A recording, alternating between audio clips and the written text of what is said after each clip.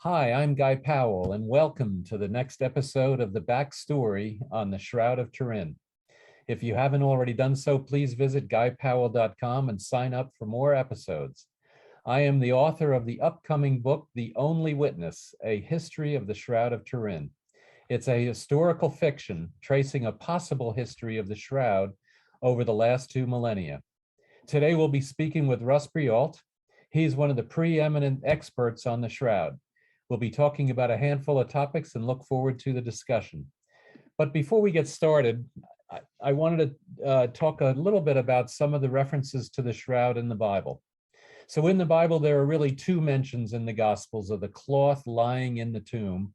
There's one in John and one in Luke. Luke 24, verse 12 says, "But Peter ran to the tomb. When he bent over to look inside, he saw only the linen cloth." A little bit different in John, though, John 20, verse 6, "Then Simon Peter came along behind him and went straight into the tomb. He saw the strips of linen lying there, as well as the cloth that had been wrapped around Jesus' head. The cloth was still lying in its place, separate from the linen." Funny, there's no mention, though, in Mark nor in Matthew. But there are a couple of potential hints in some of the other books, and in particular, there's a possible mention of the cloth with the face on it in Paul, in one of the writings from Paul in Galatians 3:1. "You foolish Galatians, who has bewitched you? It was before your eyes that Jesus Christ was publicly exhibited as crucified." But it is these writings, these biblical references, and that is what all the fuss is about. So with that, let me introduce Russ Breault. Russ has been researching and lecturing on the Shroud of Turin for over 30 years. His highly acclaimed presentation, known as the Shroud Encounter, makes use of over 200 images and unfolds like a CSI investigation. Awesome. Russ Breault has presented to hundreds of audiences from New York to Hawaii. He's appeared in nationally televised documentaries, including Mysteries of the Ancient World on CBS, Uncovering the Face of Jesus on the History Channel, and CNN's The Finding Jesus. More importantly, though, and more dear to my heart, because I really like and appreciate the Museum of the Bible, he is the key consultant to the Museum of the Bible in Washington, D.C. for the development of a high-tech interactive exhibit on the Shroud opening in 2022. He's also been to 3 exhibitions, public exhibitions of the Shroud in Italy, and that's definitely something on my bucket list. He's a longtime member of the Shroud Science Group, which is an international consortium of scientists and scholars dedicated to the further research on the Shroud. And lastly, he is president and founder of the Shroud of Turin Education Project, and its mission is to advance the knowledge of the Shroud to a new generation. Russ, thank you so much for being here, and so glad to have you. Let's get started. My pleasure, Guy. Thanks for inviting me. Absolutely. So why don't you tell us what your backstory is on how you got involved with the Shroud of Turin? Well, it's one of those things of being in the right place at the right time. And I was a writer for the college newspaper all the way back in 1980, and I had been following the Shroud of Turin research project. Went over to Turin in 1978, and a team of 33 scientists went over there, and of course this is enormous news at the time, and I started hearing about it and reading newspaper clippings and stuff like that, and I was intrigued by it, but really didn't do anything with it. And until I was in 1980, National Geographic came out with a big article about it in June. So I asked if I could write some articles about it for the college newspaper. And they gave me permission to do it. And so I spent a lot of time reading books and magazines and newspaper articles and calling the scientists to get some quotes. And so my articles appeared in the 2-part series in fall of 1980. And by that time, I was hooked. I mean, it says, man, this is one seriously cool mystery, and nobody knows anything about it. And so then I had the good fortune of being able to attend the first United States symposium on the Shroud in 1981, which was held at Connecticut College in New London.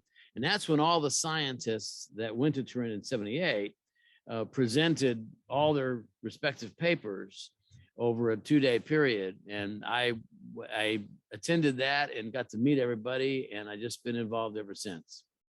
Yeah, wow. So, because I do remember in 1978, something kind of very vague about the Shroud, and I said, "Oh, well, that's kind of interesting," and I kind of squirreled it away and didn't do anything with it. And then, unfortunately, in 1988, then the radiocarbon dating came out, and I said, "Oh, well, what do you do then?" And then I definitely forgot about it. For me, it was about 15 years ago. My brother sent me one of Ian Wilson's books, The Blood in the Shroud. And that one I started reading, and I don't know, I just like those factual books like that. And I read through the whole thing and I said, wow, this is really awesome. And so, there is proof that this is really the authentic burial cloth of Jesus Christ. And from there, then I said, this would be really interesting to write this as more of a story. And then that's where the concept and the genesis of my book, my upcoming book came from. Wonderful. So, yeah, fantastic. So now you're working with the Shroud Science Group and then the Shroud of Turin Education Project. Tell us about those two organizations.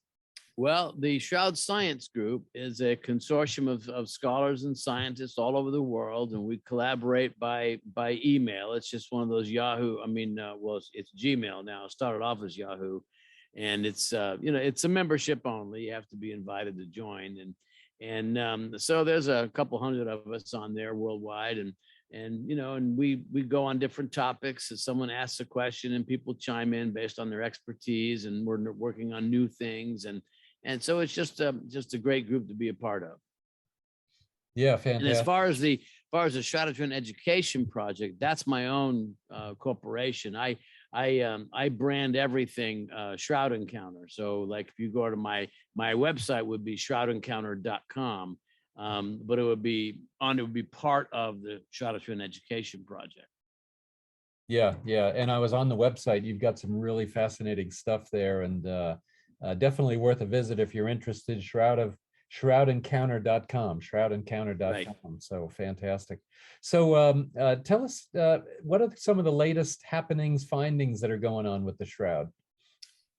Well, there's a lot of work going on in terms of image theory as what could have caused the image. I don't know for your viewers, listeners. One of the things about the Shroud, we always have to remind ourselves that this is the most analyzed artifact in the world, and it was subjected to hands-on analysis for 5 days, continuously, 120 hours, and working in shifts around the clock, X-radiography, infrared thermography, photomicroscopy, X-radiography, photospectroscopy. I mean, just a lot of tests, and not to mention, particle analysis, wet chemical analysis, blood analysis. And so one of the things that's really important to always bear in mind, you see, there's one of the key things that was determined in 78 and then published in 81 was that there's no visible trace of any kind of paint, ink, dye, pigmentation, or stain. There are no artistic substances on the cloth to account for the image. And then you have a whole pattern of blood stains. Well, is it just paint? Is it animal blood? Is it human blood? Is it blood from actual wounds? I mean, come on, 5 days, 120 hours, it can't possibly be that hard to figure out whether something's the work of an artist or not, right? All it takes is a magnifying glass. Yep, there's the paint, boys, let's go. And it's, but things are not that easy, and they nothing's easy with the Shroud. It's and so what I always like to remind people is that there's always this constant either or proposition, and the Shroud of Turin either is the burial shroud of Jesus or it's not. And if it's not, well, then what is it? If it's not authentic, well, then it must be the work of an artist. It must be the work of some human effort either to perpetrate a fraud, there has to be some process by which this alleged artist or fraudster had created this. We can't determine a process. We haven't found it yet, and no one has duplicated it. And so this is really, really important because, and this is the area that kind of gets me jazzed at the moment. And it's in terms of what you're thinking about, where things are going in terms of research. I'm focused on this notion, this either or proposition. And the Shroud's known history in Western Europe begins in 1356, when it is property of Geoffrey de Charnay, who was probably a descendant of the Knights Templar, and the same Templar that was burned at the stake in 1314. I want to get ahead of myself, but the point is that we have a fully documented history from 1356 on. Now, prior to 1356, the history is a little sketchy, which allows for the skeptics to say, aha, see, the shroud was fabricated right there in the mid 1300s. And so I'm saying to myself, okay, well then who's the artist? Who's the artist that perpetrated this incredible fraud? Now, when you put that question out there, nobody has an answer. Walter McCrone has no answer. I mean, all of the skeptics, none of them have a satisfactory answer. And this is important, is because if the shroud is the product of the 1300s, we should be able to know how it was done and who did it. And so I'll give you an example. Walter McCrone claimed that he thought it was the artist Simone Martini. Now, Simone Martini was a very well-known 14th century artist. And so he died in 1344. And so maybe it was Simone Martini. And then there's this shroud skeptic in Baltimore who used to work for was the director of the Walters Museum, art museum. He wrote a book. He thinks it's not Simone Martini. It must be the work of one of his students, Nato Ceccarelli. Whether if you were to compare their artworks, they're almost identical because Ceccarelli learned from Martini anyways. So now here's the exercise. Okay, so if Nato Ceccarelli is the artist that's allegedly crafted the shroud, let's look at some of Ceccarelli's work. So I looked at a crucifixion scene he painted. There is nothing remotely similar between Ceccarelli's crucifixion scene versus what we see on the shroud. Nothing. In other words, Ceccarelli has the nail wounds in the palm. On the shroud, nail wounds in the wrist.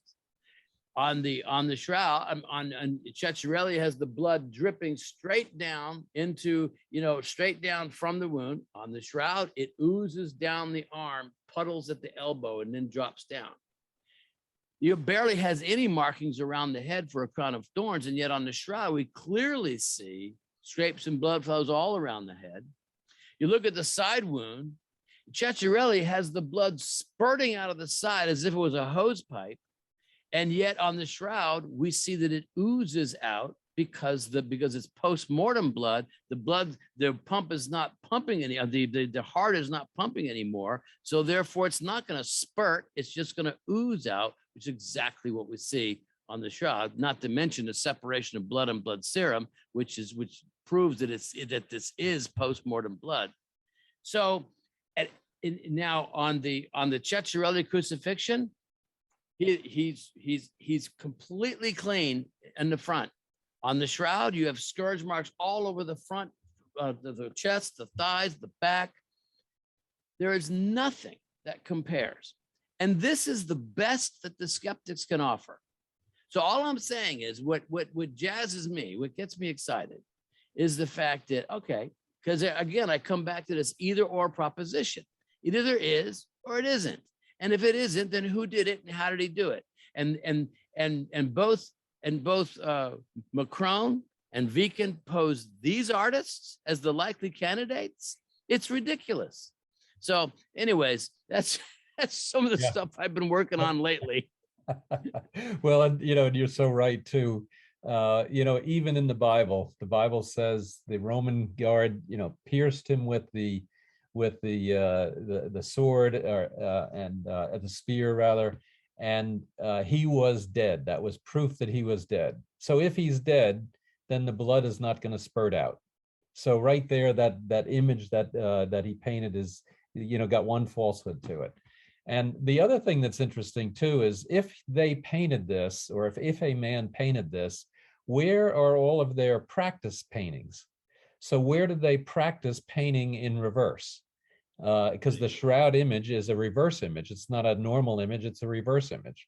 And so they would have had, I was in the Chagall Museum in southern France, and I don't know, I made a mistake, and I didn't realize that the center room had all the really good paintings, and all the outside were all the drafts. And I'm looking at all these drafts and stuff, and I'm going, oh, these are kind of good, but man, I thought he was a better painter than this. And then finally I turn left into the center and I go, oh, there it is. But my point is though, that all of those artists had practices. So where are all the practice elements of painting the shroud, painting the body, and painting it in reverse in a negative as opposed to a positive? Yeah, that's a great point. They obviously don't exist. Yeah, exactly. They don't exist. And if you did one painting like that, then and if it was that good and it had all of that stuff in it, why wouldn't you have painted more? You would have, you could have painted other things. How could it just be this one thing that showed up? Right. The other thing that I don't know, there's what you call prehistory, and then there's history, and history is kind of the written when there was writing. And so when something gets written down, then that's part of history, so to speak. And so in this case, the writing, something being written down of Descharny displaying or having the shroud took place in 1350s or so. I can't remember the date you said. But what about all the other evidence that is quasi written down?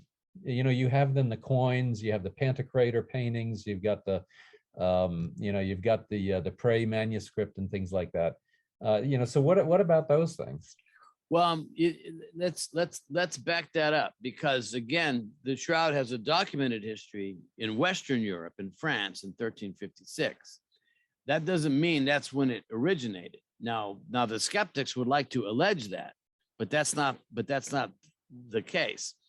Now, the historical evidence at this point is pretty solid that the shroud was in Constantinople in 1204 and stolen during the Fourth Crusade. Now, the Fourth Crusade was a disaster. I mean, it should have never happened.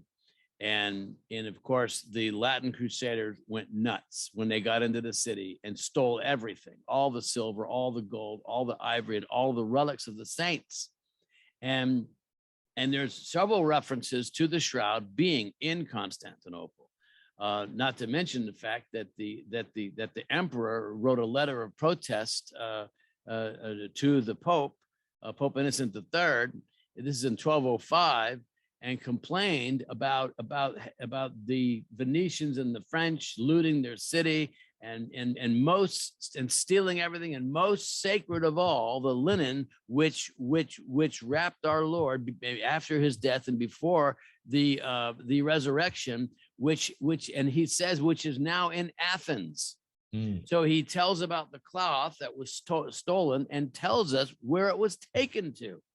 And then and so then you have the eyewitness account of the Crusader chronicler Robert de Clary, who sees the shroud there in St. Mary's of Blackernay, right there in Constantinople, and sees it that every Friday it's lifted up, so people can see the image of the Lord. And it was it was lifted up gradually. It was a liturgical thing. Where lifted up a little bit represented Jesus as a child, lifted up a little bit more Jesus as an adolescent, a little bit more. Finally, all the way up, Jesus as the crucified Lord. And this would be at 6 a.m., 9 a.m., noon, and 3 o'clock in the afternoon. 4 different, 3, of course, is the same time in which Jesus died and gave up. And so clearly there's a shroud in Constantinople, and it's and de Clary's reference talks about the image of the Lord on this cloth. So we know that it's not just a cloth, it has cloth with an image on it, full body image. And so where did it go? And so you mentioned the Prey manuscript. This is really a key document. This is the smoking gun document. And the Hungarian Prey manuscript is the first book ever bound in the Hungarian language, bound in approximately 1192, and it deals with the history of Hungary. And it's and in it are some picture codexes, which are just fine line drawings, and they're under the scenes of the crucifixion. Jesus on the cross, Jesus being taken down from the cross, Jesus being laid out under the linen shroud, Jesus being wrapped in his linen shroud. So like multiple scenes like this. Well, in the scenes where we have Jesus laid out on the linen shroud, what do we see? We see a man with 4 fingers, no thumbs. It's exactly what we see on the shroud. We see a man with long hair, full beard. That's what we see on the shroud. We see there are especially when you look at the bottom the picture, it's like in 2 scenes. A scene above is a top scene and a bottom scene. In the bottom scene is the one where he's wrapped in the shroud. What's the shape of the shroud? It's a long rectangular cloth with the body enveloped lengthwise, exactly as we see on the shroud. The shroud's 14 feet long, 3.5 feet wide, a long rectangular cloth. We see now, very important here is that the shroud was in a fire in 1532. It's kept in a silver box, top of the box melted, the glob of molten silver fell down onto it, burning all the way through it, creating this origami burn pattern, which you see even today. And the image lies in between those scorch marks and burns. Well, but there's also another burn incident that occurred and was probably in Constantinople, probably some kind of a liturgical service where the cloth was folded up on the altar and the bishop, the cardinal, was going around the altar table with a censer with hot coals in it. We think there was kind of an accident where an oops moment, and these hot coals fell onto the cloth, burning all the way through it, creating a very distinctive L-shaped pattern of burns. Okay, it's very distinctive. Well, we know that those burns occurred prior to the 1532 fire. Now, how do we know that? Because we have a copy of the shroud painted in 1516 that is in Leer, Belgium. And so we know that those are 2 separate burn incidents. It just so happens that this picture in this Hungarian Prey manuscript picks up those L-shaped pattern of burns and also picks up the very unique zigzag pattern lines, which would characterize the herringbone pattern weave of the shroud. I mean, this is enormous, because the artist who saw the shroud and painted it in that picture was an eyewitness to what was in Constantinople somewhere between 1163 and 1170. So that's already 100 years older than the oldest carbon date of 1260. And it didn't just get there in 1260, it got there in 944 when they had retrieved it from Edessa. And so the significance of the Hungarian Prey manuscript cannot be minimized at all, is because it definitively proves that the shroud was in Constantinople. This is enormous. Because the carbon date range that was given by the 3 labs is 1260 to 1390. So everyone's looking for a 14th century artist. Sorry, boys, you're looking in the wrong century. So the cloth was clearly in Constantinople, and which what does it mean? It means this, that the carbon dating is wrong. Period. End of story.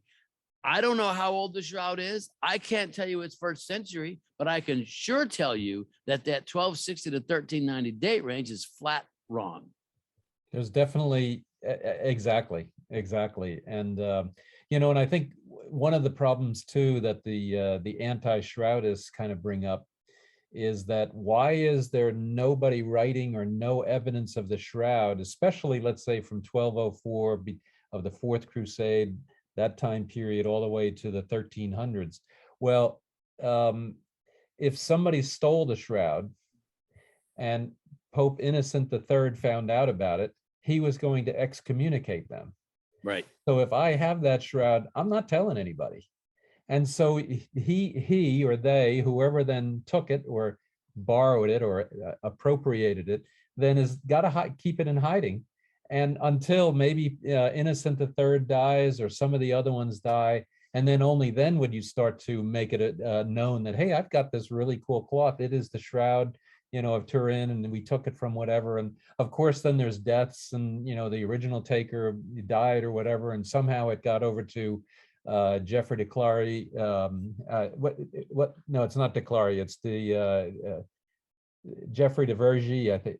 What is his name? You're talking. Okay, you're Geoffrey de Charnay. Yeah, Geoffrey de Charnay. That's right. And who married Jean de Vergy, who was probably the owner of the shroud. Yeah. And she was then, and so for me, I kind of see it as being Othon de la Roche. He went into Constantinople as part of the crusade. He took it and probably a bunch of other stuff as part of his spoils. He was also then named the Duke of Athens. Yes. And eventually he retires and goes home and brings it with him. And then Marguerite de Charny and Geoffrey de Vergy, I always get those two confused. Then they marry, and somehow that now starts to produce a historical line where that shroud has now got written history as opposed to kind of circumstantial evidence. And it's funny when I think about sitting in front of a jury, and I've got the defense attorney and I got the prosecutor. Yes, it's the authentic. No, it's not the authentic. And all of this quasi, I don't call it circumstantial evidence. I think that evidence of the Pray manuscript and then the Pantocrator and then the coins, the Roman coins, are all documented evidence that shroud existed and was known prior to that date of 1260 from the radiocarbon dating. I absolutely agree with you. There's a reason why all of the Orthodox representations of Jesus all suddenly change in the 6th century. You look at representations of Jesus prior to that, and even in the catacombs, they're all over the board. You have short hair, clean shaven, short hair, but with a full beard. He's looking off to the left, he's looking off to the right. But then 6th century comes along, always front facing, always long hair, full beard, large hollow eyes, flattened nose, stylistically very similar to what we see on the shroud. Why? Because that's when the true likeness was revealed. The true likeness, also known as the image of Edessa, also known as the Mandylion cloth. We have a long history here, so it kind of goes through different characterizations. But it was originally known as the true likeness of Christ, not made by human hands.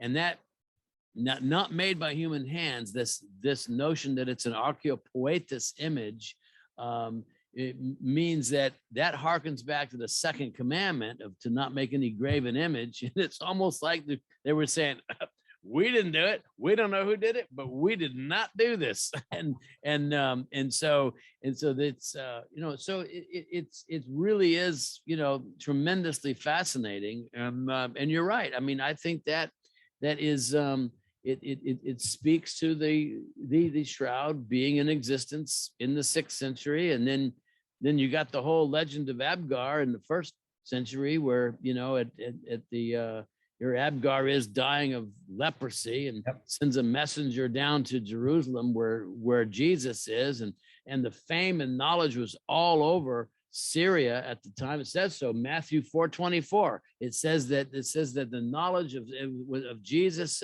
was all over Syria, and people were coming to him to be healed of their various illnesses and diseases. And so if Abgar was indeed sick, he would have known about Jesus, and because it's right on the trade routes between the on the Silk Road, in between the Near East and the Far East. People would have been coming back and forth and talking about all the stuff going on down there in Jerusalem. And here Abgar is dying of leprosy and says, man, I got to get in on this. And so he sends a messenger down there to ask Jesus to come to Edessa to bring healing to him. And obviously Jesus had other plans, but he sends his messenger back, and along with the apostle Jude Thaddeus, and who I think is Jude of one of the 12. I don't think that that Jesus would have dispatched, or in this case, Jesus had, by the time Jude went there, Jesus dictated a letter back to be returned to the king, saying that later on, he would send a messenger. He would send one of his followers, and so when Jude and Simon the Zealot, not Simon Peter, when they trekked off to evangelize Syria, I believe probably the first place they went to would be Edessa to honor the request of the king. And later, I have a little bit of a different twist on the history there in terms of my interpretation of it.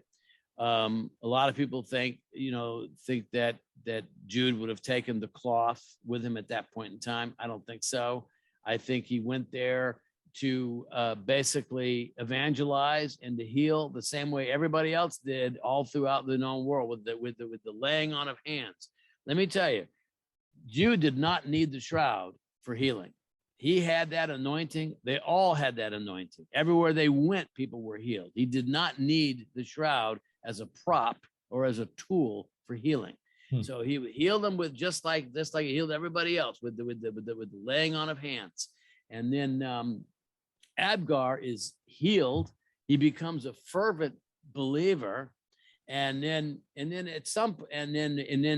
Jude is allowed to preach to the people there at Edessa. Hundreds, if not thousands, get converted.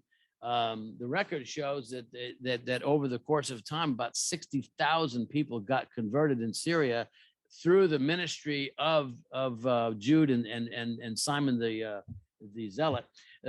So, anyways, my theory is at some point Jude and Simon returned to Jerusalem, regroup. Let's get back together with our fellow apostles and share notes. And then this was probably prior to 44 AD, because that's and then that's when Agrippa died. But at any rate, I think things were really heating up. Persecution was getting hot, and I think that they didn't know. They knew that they had to get this cloth out of Jerusalem. It would have been destroyed, and so I envision this scene where all the apostles are gathered in the upper room or some room, and there's Jude in the back and raises his hand and says, "I've got an idea. Yeah, I just came back from Edessa. We have a king who is a believer.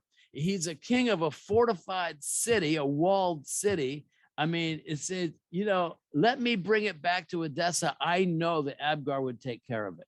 So you see, I believe personally, just logically speaking, I'm just thinking through this rationally, that Jude probably went back out to Syria, went back to Edessa, and presented the cloth to Abgar, which is why the writings of Eusebius, the church historian, who was transcribing the documents in the record office of Edessa circa 325, there's no reference to an image there's no reference to a cloth with an image, you see, because I don't think it was associated with the healing of Abgar.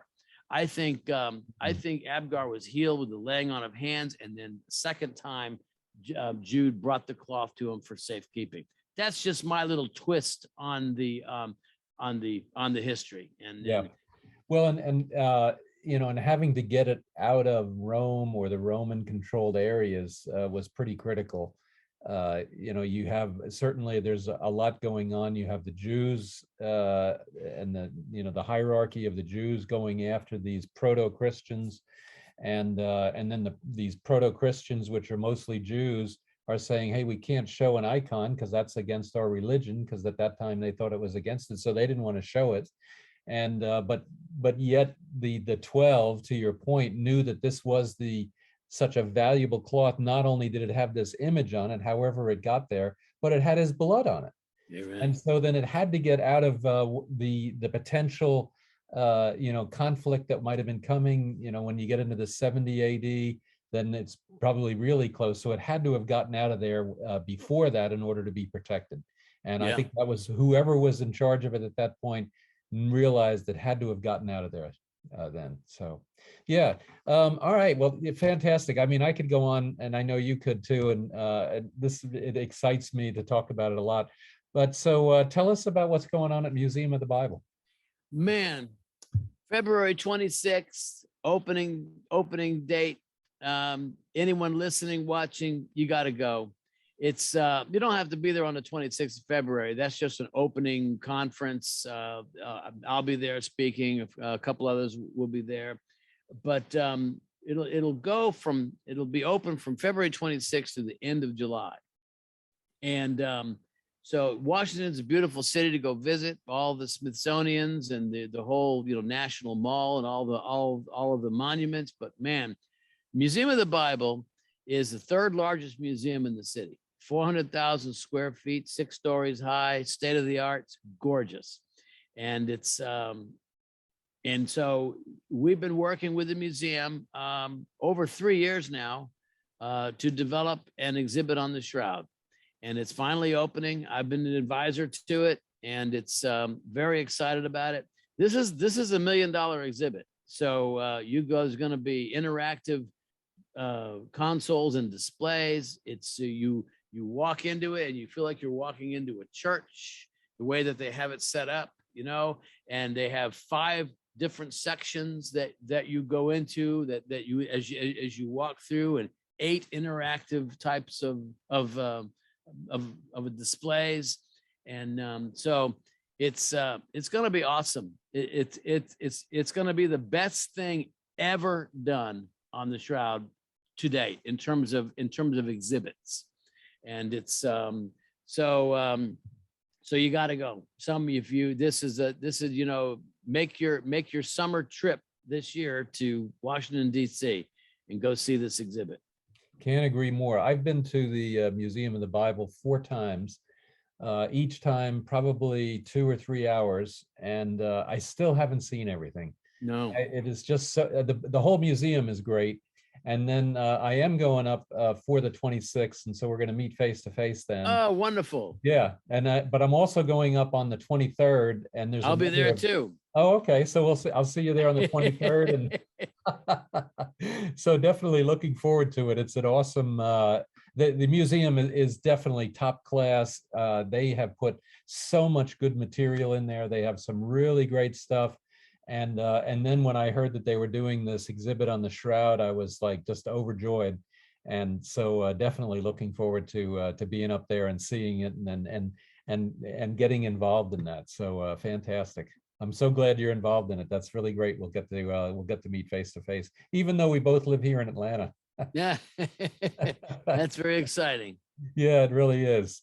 So unfortunately, we're about out of time. So, but is there anything else you'd like to mention before we close? And otherwise, we'll sign off here. I'd say if anyone has a church or a school that they're interested in, like I said, I do a 90-minute Shroud Encounter. It's it's fast moving, and it takes you all the way through from the beginning to the end, and it's so go to shroudencounter.com and you can find out more about what I do, and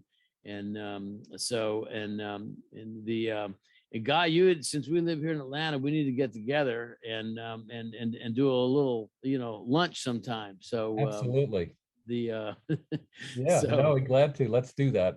We're not that okay. far away. Well, after we'll see each other in February, and then we'll make plans to to do that Well, in when our that- defense, the Atlanta metro area is about 100 miles in diameter, so it's not Yep, like it's just across town, you know. yep, So, yep, yep. And I'm on the north side. I think you're on the south right, side. So. right, exactly. Yeah, yeah, exactly. So anyway, thank you, Russ. Really, really appreciate it. It's been awesome. Definitely appreciate your time. And please go to shroudencounter.com. There is some really good stuff out there. I was out there the last couple of days and amazed at how much material you put into that site. And otherwise, please stay tuned for many other videos in this series on the backstory of the Shroud of Turin. And please visit my site, guypowell.com, and sign up for more episodes. Thank you, Russ. Really appreciate it. Thank you, Guy. Appreciate it. All right. Very good. All right. Yeah, that was Most excellent. fantastic.